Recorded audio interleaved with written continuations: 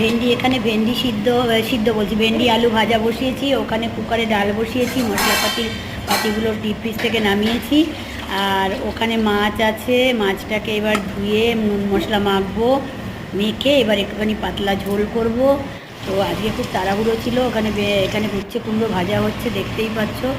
আর আমার মেয়ের ফেভারিট হচ্ছে ভেন্ডি আর আলু দিয়ে ভাজা, তো যার জন্য আমি ওটা বসিয়ে দিয়েছি। আর বাকি তো দেখি কি করা যায়। তো আমি তোমাদের এটা শো করালাম, মাছটাকে এখনও মাখা হয়নি, মাছটাকে এবার মাখবো। তো আমার খুব ভালো লাগে কালারফুল জিনিস দিয়ে রান্না করতে। তো এদিকে গ্রিন হচ্ছে ভেন্ডি, এদিকে আবার কুমড়ো হচ্ছে রেড কালার, উচ্ছে আছে গ্রিন, সব কিছু মিলে কম্বিনেশনটা দারুণ।